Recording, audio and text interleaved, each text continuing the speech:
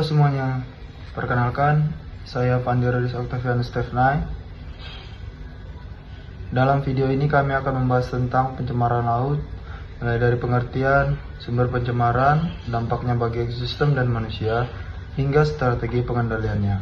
Laut merupakan sumber kehidupan, namun saat ini laut menghadapi ancaman yang serius dari berbagai aktivitas manusia.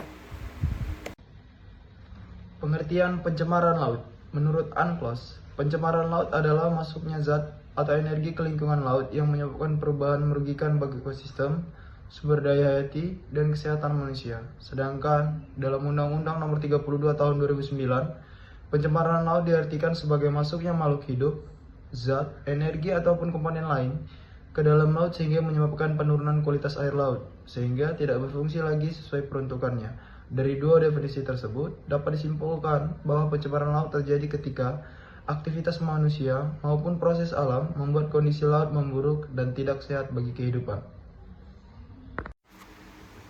Unsur-unsur penyebab pencemaran laut. Ada beberapa aktivitas utama yang menjadi penyebab pencemaran laut. Yang pertama, kegiatan pelayaran. Operasional kapal bongkar muat di tengah laut, proses blasting, hingga kesalahan saat menurunkan jangkar dapat merusak pipa bawah laut dan mencemari lingkungan sekitar. Kedua, kegiatan pengeboran lepas pantai.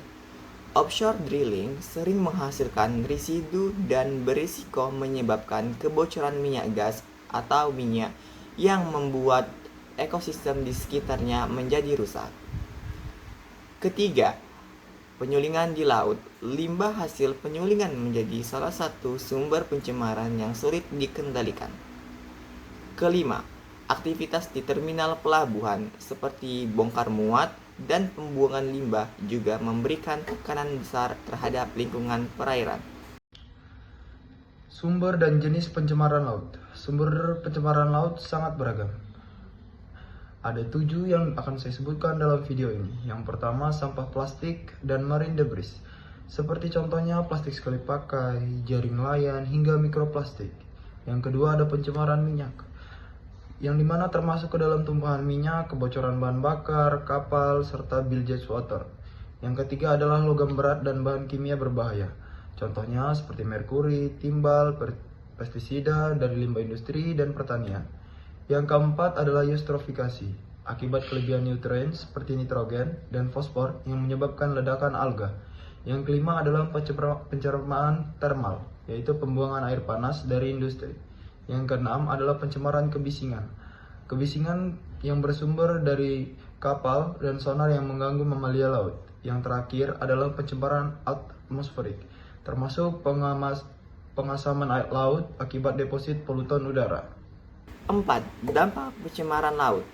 Dampaknya sangat luas, baik bagi ekosistem maupun manusia. Pertama, terhadap ekosistem. Mikroplastik yang ukurannya kurang dari 5 mm dapat terlebas luas dan menjadi tempat tumbuh mikroorganisme. Banyak organisme laut, mulai dari plankton hingga ikan, menelan mikroplastik karena mengira itu makanan. Hal ini mengganggu fungsi fisiologis dan merusak rantai makanan. Selain itu, plastik yang mengapung memungkinkan mikroorganisme berpindah tempat dan mengubah struktur komunitas laut. Kedua, terhadap manusia. Mikroplastik dapat kembali ke tubuh melalui konsumsi atau makanan laut lainnya. Dan zat kimia ini berbahaya yang menempel pada plastik berpotensi menimbulkan risiko kesehatan jangka panjang termasuk gangguan hormon dan kerusakan organ. Kebijakan dan strategi pengendalian.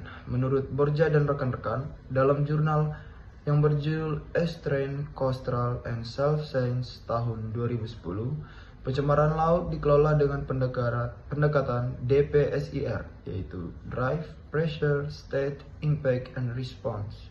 Pendekatan ini digunakan untuk memahami hubungan antara aktivitas manusia dan kondisi ekosistem laut sehingga kita dapat merumuskan kebijakan yang tepat. Contoh penerapan DPSIR dapat dilihat pada Europe Water Framework Directive yang menargetkan kondisi ekologi yang baik untuk semua badan air. Pendekatan ini menekankan pengendalian sumber pencemar, pemantauan kualitas air, serta pengolahan wilayah pesisir terpadu. Dalam industri pelayaran, strategi pengurangan pencemaran dilakukan dengan penggunaan bahan bakar rendah sulfur, pengelolaan air balas, serta penerapan standar MARPOL dan IMO. Di Indonesia, pendekatan serupa diwujudkan melalui Undang-Undang Nomor 32 Tahun 2009 dan penguatan konsep Integrated Ocean Management untuk memastikan laut dikelola secara berkelanjutan. Kesimpulannya, pencemaran laut merupakan ancaman yang nyata yang mempengaruhi ekosistem, kesehatan manusia, maupun perekonomian. Dibutuhkan kerjasama lintas sektor, teknologi ramah lingkungan, serta kebijakan yang tegas agar laut menjadi sumber kehidupan yang berkelanjutan. Demikian video presentasi dari kami. Jika ada salah kata atau salah ucap, kami mohon maaf. Serta pamit undur diri. Terima kasih. Terima kasih.